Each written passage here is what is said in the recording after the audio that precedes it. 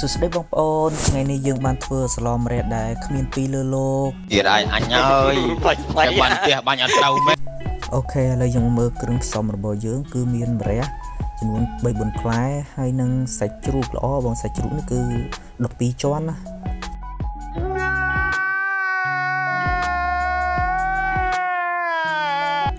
ហ្នឹងហើយបងប្អូនហេតុអីបើខ្ញុំថាស្លម្រះនេះគ្មានពីលើលោកបងមើលតែផ្លែម្រះទេដឹងហើយគឺមានទាំងទុំគឺមានទាំងឆ្អឹងទឹកអានេះយើងផ្លាសេយូរពេកអញ្ចឹងណាហើយអានេះគឺខូចបដោយឆ្អឹងទឹកទាំងមូលអញ្ចឹងយើងមានតែបោះចោលអូខេឥឡូវយើងចាប់ផ្ដើមដាក់អំពងខ្ទឹមចោលសិន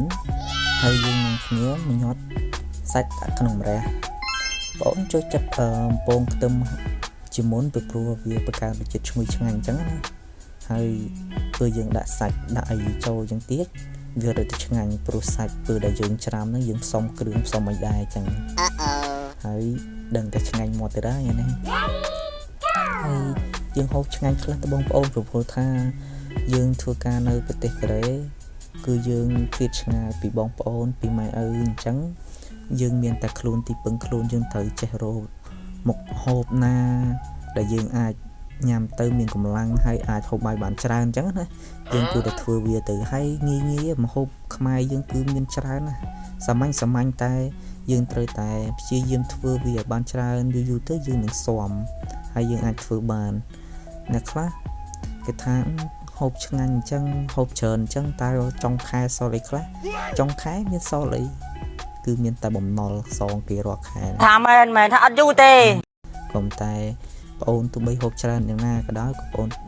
មិនអាចចាយលើសពី200ដែរក្នុងមួយខែយ៉ាងច្រើន100ឬក៏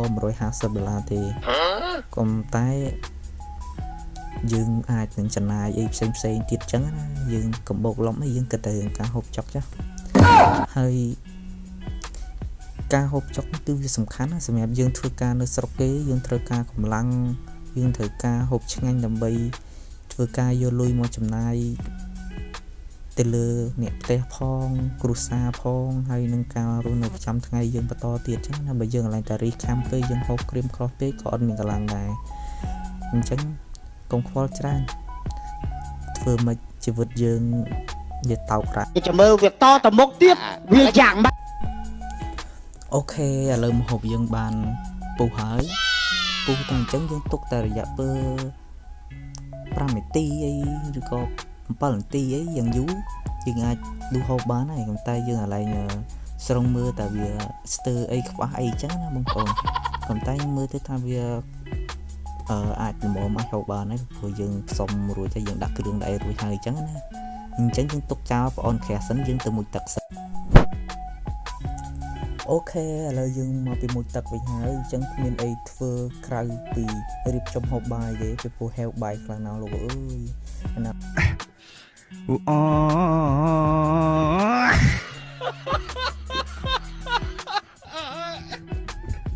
អូមួយម្ហូបដែលយើងចូលចិត្តផងណាគ្រាន់តែឃើញទៅស្រក់ទឹកមាត់ហ្មងអញ្ចឹងបងប្អូនការដែលធ្វើការនៅប្រទេសគេទោះបីយើងនឿយហត់យ៉ាងណាក៏ដោយយើងមុជទឹកហើយយើងមានម្ហូបខ្មែរដែលមានរសជាតិពីដូនតាយើងផងណាមួយនឹកជាងគេគឺស្នាដៃម៉ែនឹងតែម្ដងហើយយើងកុំភ្លេចធ្វើទាំងអស់គ្នាកុំគិតថាម្ហូបខ្មែរធ្វើអត់មានគ្រឿងផ្សំទេខ្វះគ្រឿងនេះខ្វះគ្រឿងនោះធ្វើអត់កើតកុំគិតចឹងឲ្យតែយើងថាចង់ធ្វើយើងអាចធ្វើបានស្លម្រះនេះក៏ដូចគ្នាអត់មានគ្រឿងក្រៅគ្រប់ទេយើងអត់មានត្រីកាគីចាហឺទេតែយើងមានអាដុំសុកខ្នុរអីចឹងមកអាចបង្កើនរសជាតិបានអញ្ចឹងណាហើយយ៉ាងទៀតតិចថាឲ្យជនជាតិកូរ៉េវាហូបម្ហូបយើងឯងវាថាអត់ស្អីឆ្ងាញ់ទេចាញ់ម្ហូបវាអញ្ចឹងណាបងអូនធ្លាប់ឲ្យវាហូបដែរយើងភ្លក់ទៅថារសជាតិនឹងឆ្ងាញ់យើងគិតថាបាយអស់មួយចានពីរចានអញ្ចឹងដល់ពេលគេឆ្ងល់វាជឿថាអីគេថាម្ហូបហ្នឹងម្ហូបអីគេខ្ញុំក៏ពិបាកប្រាប់គេពេកយើងអត់សូវចេះភាសាកូរ៉េច្បាស់អញ្ចឹងណាយើងក៏ឲ្យគេភ្លក់យើងឲ្យគេភ្លក់ទៅគេថាឆ្ងាញ់ក៏តែស្ទើរបន្តិចតែក៏ដឹងថាស្ទើរអីគេថាអត់ឆ្ងាញ់បន្តិចអញ្ចឹងចេញមកភ្លើអញ្ចឹងនិយាយគ្មាននឹងខ្យល់ទេផ្ទះឲ្យចុយម្ដាយឡើងអាភ្លើថាអត់អីទេអញក៏ស៊ីម្ហូបវែងកុំកើតដែរអញ្ចឹងឯងថាឆ្ងាញ់មិនឆ្ងាញ់មិនសំខាន់ទេ អញ្ចឹងយើងកុំទៅខ្វល់ពួកហ្នឹងយើងសំខាន់យើងហូបមកហូបយើងឲ្យបានច្រើនឲ្យមានកន្លែងដើម្បីធ្វើការវាយកលុយមកវិញកុំទៅខ្វល់ហើយទោះបីអ្នកចេះឬក៏មិនចេះក៏ដោយខ្ញុំសង្ឃឹមថាឲ្យតែម្ដងប្រទេសកូរ៉េគឺត្រូវតែចេះទាំងអស់មិនថាអ្នកមិនធ្លាប់ធ្វើពីមុនមកបងប្អូនឲ្យតែម្ដងប្រទេសកូរ៉េគឺដឹងតែចេះធ្វើហើយតិចថាពុកម៉ែបងប្អូននៅខ្មែរនៅបារម្ភថាកូននឹងទៅកូរ៉េដឹងជាបាយទឹកមិនអាម៉ាទេបើនៅខ្មែរអត់ចេះធ្វើអីផងនឹងរឿងនៅខ្មែរគឺយើងពឹងលើបងប្អូនយើងពឹងលើម៉ែដើម្បីធ្វើម្ហូបរៀបចំបាយទឹកឲ្យយើងណាតែដល់ពេលយើងមកដល់ប្រទេសកូរ៉េយើងមិនអាចពឹងអ្នកណាដែលអាចទៅធ្វើម្ហូបឲ្យយើងបានទេអញ្ចឹងគឺយើងមានតែពឹងពាក់លើខ្លួនឯងអញ្ចឹងទោះបីចេះឬក៏មិនចេះគឺខ្ញុំសង្ឃឹមថាបងប្អូននឹងអាចធ្វើបានហើយកុំទៅខ្វល់រឿងធ្វើម្ហូបអីតែអាហ្នឹងអាស្រ័យទៅលើយើងដែរណាទោះតែយើងអាសាដែរបើយើងខ្ជិលគិតថាពិបាកធ្វើអត់មានគ្រឿងក្រៅគ្រប់អត់ដឹងថាអូគ្រឿងមកបណ្ណាធ្វើអាហ្នឹងគឺមានអីក្រៅពីពងទាហើយនឹងមីអូយញ៉ាញ់ខួអូយអត់ដឹងមានកាត់ឡើងមិញបងដែរថ្ងៃសៅរ៍អាទិត្យចុងការមីពងទាដូចតែគ្នាតែយើងត្រូវគិតថាមីពងទាច្រើនពេកអនាគតយើងត្រូវនៅប្រទេសគេរយៈពេលយូរហើយត្រូវការហូរលុយឲ្យបានច្រើនបើសិនជាយើងឈឺស្កាត់ទៅយើងអត់មានអ្នកណាគេមើលថែហើយខាតការងារហើយអត់លុយទៀតអញ្ចឹងត្រូវគិតឲ្យវែងឆ្ងាយម្ដងទៀតគាត់ថាជំនះឲ្យបានគាត់ណាមកហូបមួយចានយើងធ្វើបានហើយចុះអនាគតទៅមុខទៀតយើងត្រូវធ្វើរឿងធំដើម្បីអនាគតយើងមិនបានអញ្ចឹងមានអីក្រៅពីខំប្រឹងព្យាយាមធ្វើវាបានល្អហើយដល់ពេលអង្គុយសុកក៏នឹកឃើញថាយ៉ាមាន idol មួយដែរ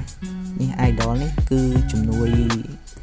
យើងបានកុំតែយើងកុំហូបច្រើនពេកវាអត់ល្អដល់សុខភាពទេពេលយើងធ្វើការណាមួយថ្ងៃច័ន្ទថ្ងៃអង្គារដូចប្អូនចេះយើងផឹកល្ងាចហ្នឹងស្អែកធ្វើការគឺយើងធ្វើការអត់កែទេ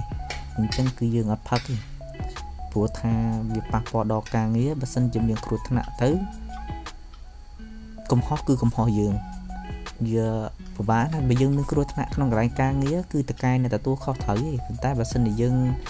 បញ្ហាដោយសារយើងធ្វើប្រហែសការហូបចុកគ្រឿងសង្វឹងពីល្ងាចអញ្ចឹងទៅយើងទៅធ្វើការអត់កើតគឺនឹងស្ដីបន្ទោសឲ្យយើងហើយវាអាចនឹងខុសច្បាប់ការងារផងដែរអញ្ចឹងណាហើយតិចថាហូបបងប្អូនយកមកអញ្ចឹងគឺយកមកគ្រាន់តែតាំងទេគឺយើងអត់ហូបទេដាក់ឲ្យបានតែល្អមើលហ្នឹង